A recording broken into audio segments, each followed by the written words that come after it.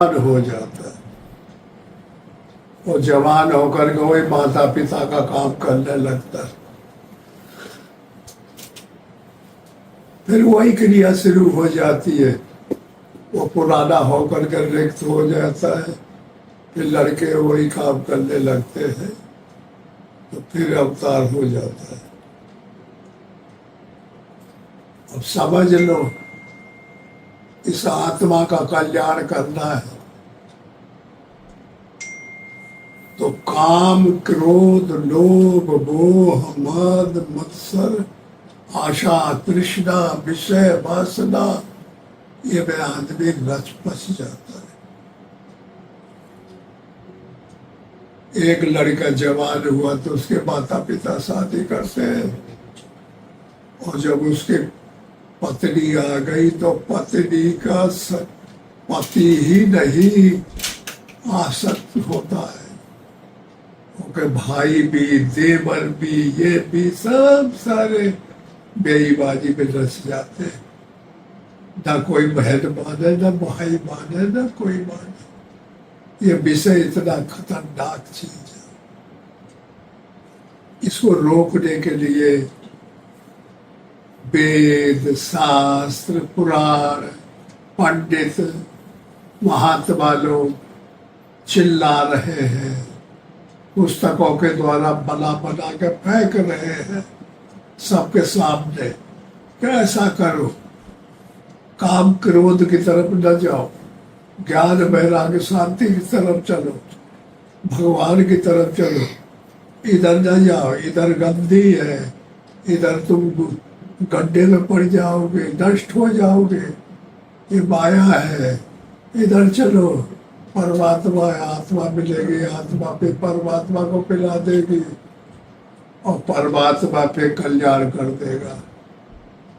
लेकिन इतनी प्रचार और इतना अधाध्वंद प्रकार का जानकारी होते हुए भी शास्त्र, वेद, पुराण, हजारों पुस्तकें बन के फेंक दी गई है। महापुरुषों की बाड़ियां बिक रही हैं चारों तरफ, लेकिन कोई ज्यादा असर नहीं होता। मुश्किल से और हजारों में एक दो को असर आता है, और वह विषय के काम क्रोध के रास्ता को छोड़ के और ज्ञान वैराग्य के रास्ता को पकड़ता है। कोई कोई आत्मा इसे पकड़ लेता है तो बच्चा इसे अनुराग आ जाता है, कोई कोई जवानी में आता है अनुराग, कोई बुढ़ापे में आता है। हजारों में एक दो आदमी ऐसा निकलता है कि वो परमात्मा के चलने लगता है, विषय का त्याग कर देता है। उन्हीं को भगत, साधु, संत, महापुरुष, राम, कृष्ण कहा जाता है। किसी का पावर 3, 4, 5 होता है, 6 होता है, 7 होता है। किसी के पास कला 10 होती है, 11 होती है, 12 होती है। 12 कला राम को पैदा हुआ, 16 कला से कृष्ण पैदा हुए।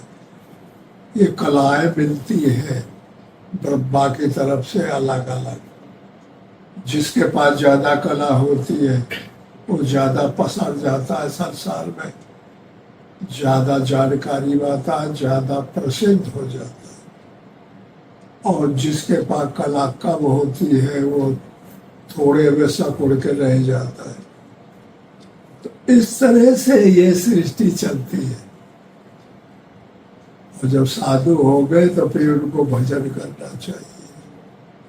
वो जंगल की तरफ ध्यान देते हैं, वो गृहस्थी की तरफ नहीं जाते, वो सबसे अलग भागना चाहते हैं कि भगवान कहाँ लुके हैं। भगवान समझ में नहीं आते, मन नहीं समझ सकता, इंद्रिया नहीं समझ सकती, शरीर नहीं समझ सकता। ये आत्मा जानती है ये कहाँ लुके हैं। तो जंगल में हुई है तो कहाँ होंगे।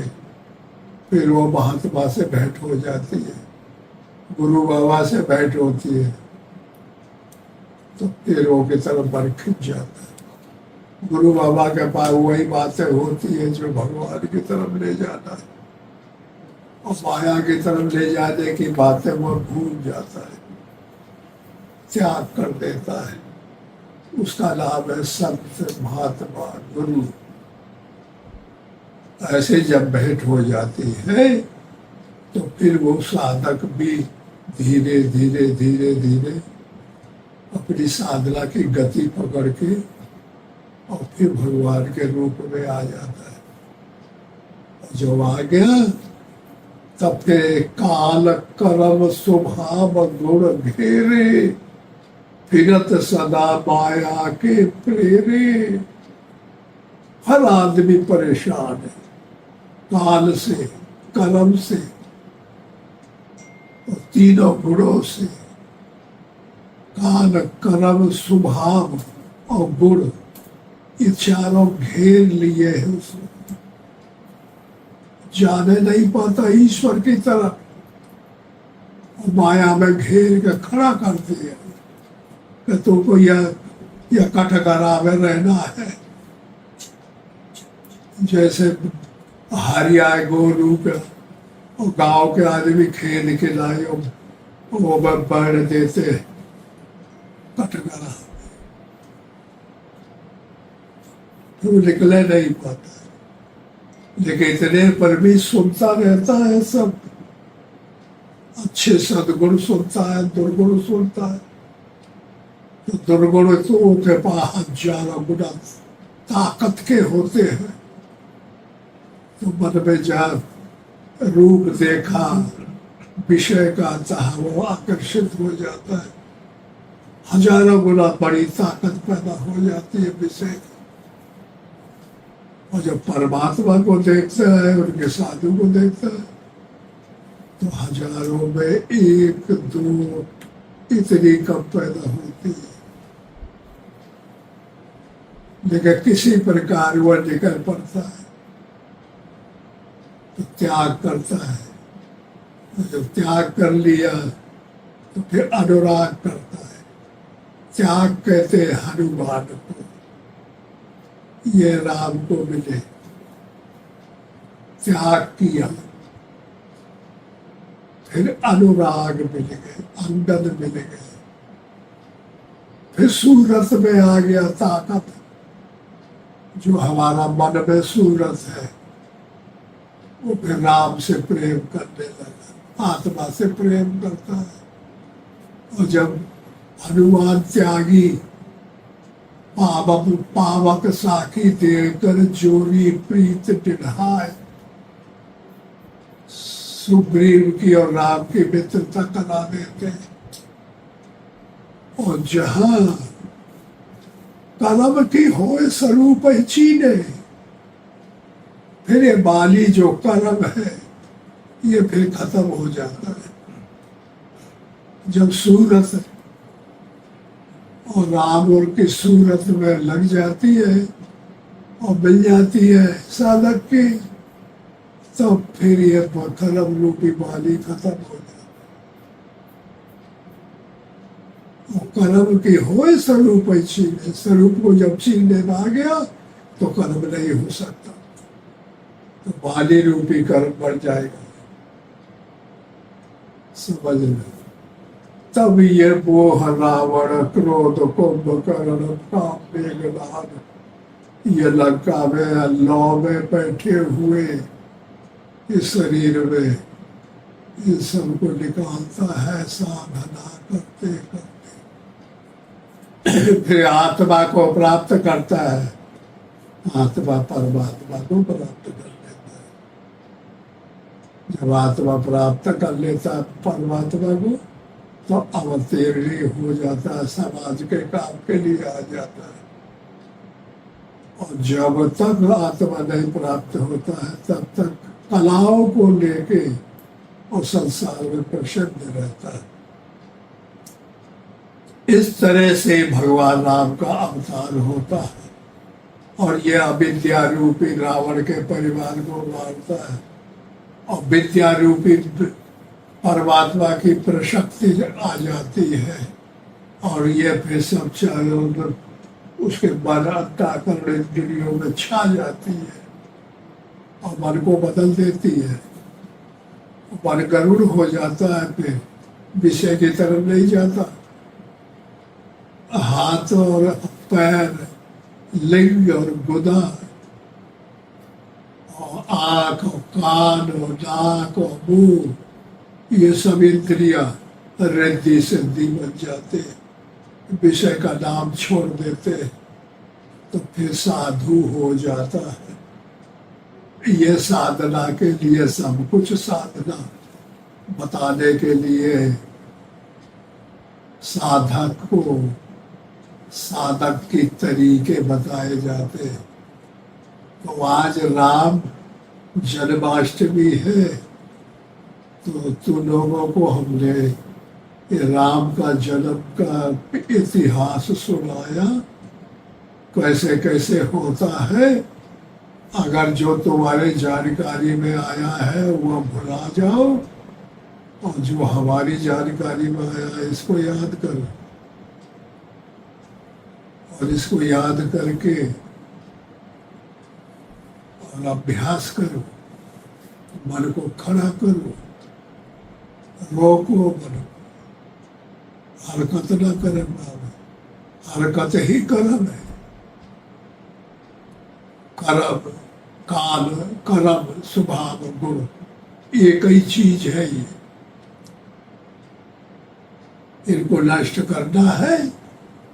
काल कर्म स्वभाव गुण घेरे, ये घेरे है हर आदमी को, निकलने नहीं देते माया से।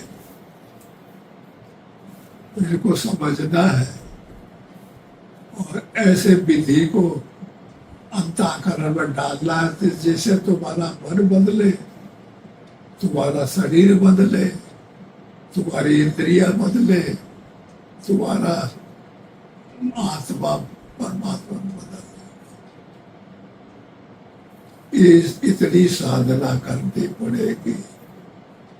अगर समझ में आया हो तो साधकों को चाहिए कि इससे अच्छा व्रत पान दूसरा नहीं हो सकता। अभ्यास करते रहना चाहिए।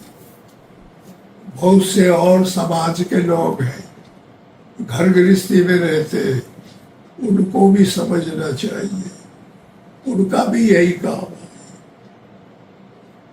घर गृहस्थी में रहते हुए भी जो साधक कमजोर है, मन में आता है कि परमात्मा का नाम ले, तो राम राम राम राम कहना चाहिए।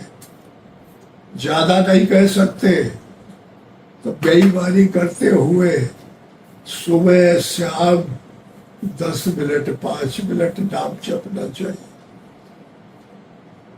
चाहे पंडित हो, चाहे बेकारी मजदूर हो, सबका समान अधिकार है। परमात्मा सबको जन्म देता है, सबको अपने में लीड कर लेता है, ये में कोई अंतर नहीं है। इसलिए तो वह समझ में आया होगा, रामनवमी का ठेका है। सब साधकों को चाहिए गौर से देखे और इसको अपने अंतःकरण में रखें। ओम श्री सद्गुरुदेव भगवान की जय।